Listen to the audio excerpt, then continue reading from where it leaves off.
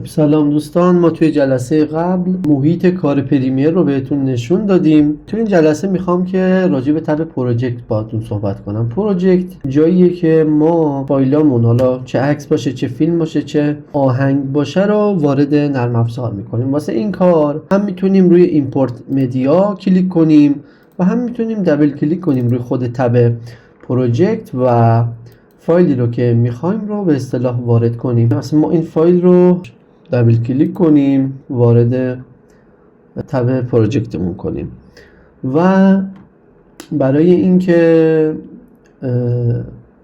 وارد تایملاینمون کنیم، به اصطلاح تایملاین قسمت ابزار کار ما هستش، یعنی عمده کار ما روی تب تایملاینه. ما یکم این رو کوچیک کنیم. این نوار ابزارها اینجا نمایش داده شدن.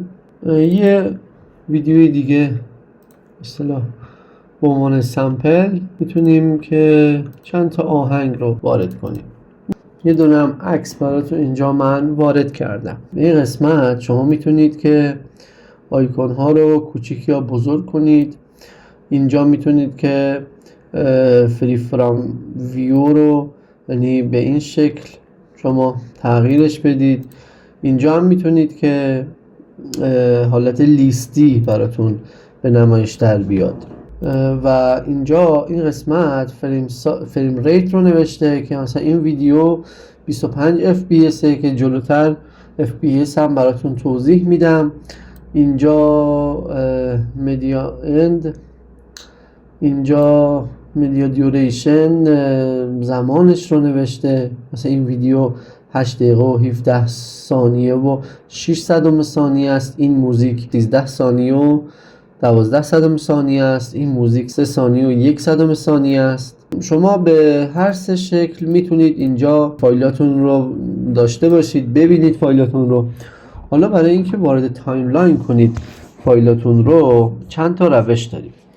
روش اول درگ اند دراپ کردنه که شما میتونید فایلی که میخواید رو بکشید و وارد تایملاینتون کنید. به این روش درگ اند دراپ میگن. حالا پاک کنیم اینو.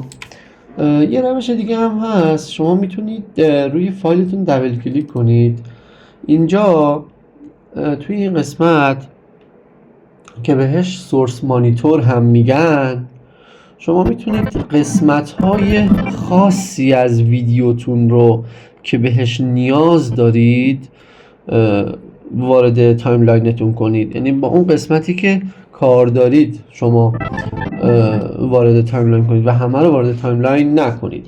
مثلا من از دقیقه 2-3 ثانیه اینجا ویدیوم رو میخوام تا مثلا این قسمت. خب از اینجا یه آی میزنم، کلید آی رو فشار میدم و تا جایی که نیاز دارم کلید او رو که به معنی اوت هستش، مخفف اوت هستش، و آی هم که قاعدتاً به معنی این هستش، یعنی داخل و خارج.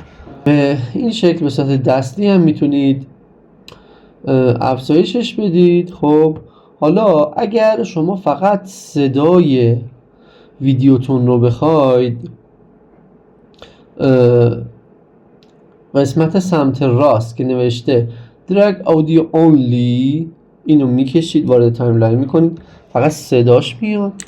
اگه شما فقط ویدیو رو بخواید، درگ ویدیو اونلی، وارد تایملاین میکنید و فقط میبینید که فقط ویدیو اینجا براتون به نمایش در میاد. ما قسمت سورس مانیتور رو تا اینجا فعلا براتون گفتیم. اینجا هم که میتونید حالت ریویو رو، پیشنمایش رو روی فول بذارید که اگر سیستمتون قویه میتونید روی فول نمایش بده براتون. اگه سیستمتون کمی ضعیفتره و به اصطلاح زغالیه، روی 1/2 و حتی 1/4 و بعضاً حالا 1/8 و 1/16 هم میشه، ولی حالا من روی فول میذارم.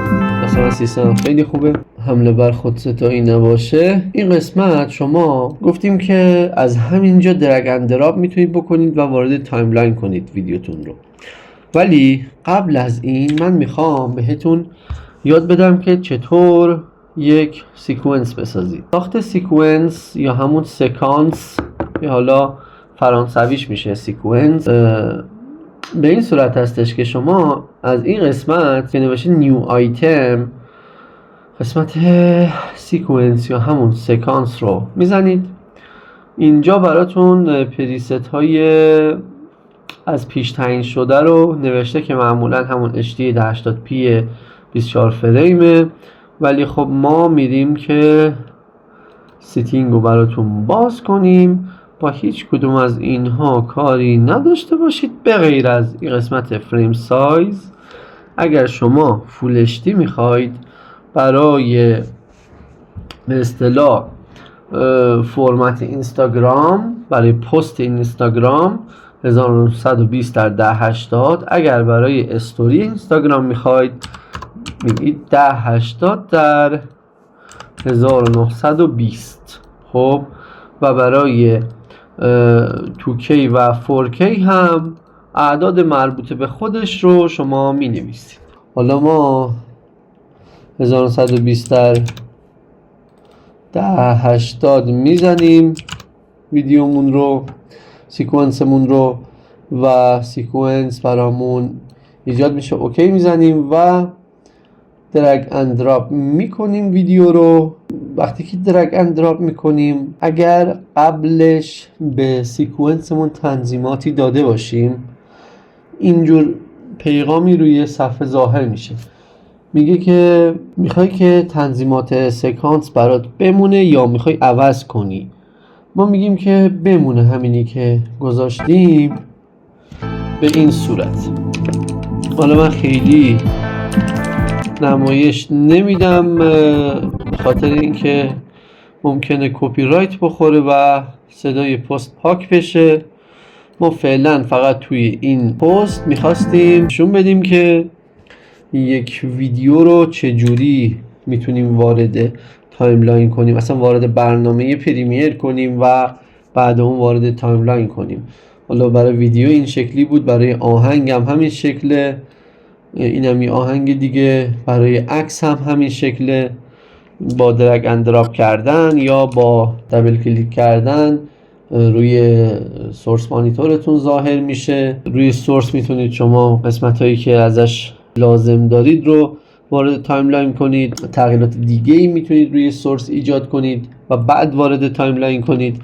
ولی معمولا حالا سورس خیلی من استفاده نمی کنم و کلیپ هام رو مستقیم همینجوری درگ اند دراپ میکنم و تغییراتم رو روی تایملاین روش اجرا میکنم. توی ویدیوی بعدی کامل براتون توضیح میدم که هر کدوم از این ابزارهای تایملاین چی کار میکنن و شما چجوری میتونید یک کلیپ بسازید.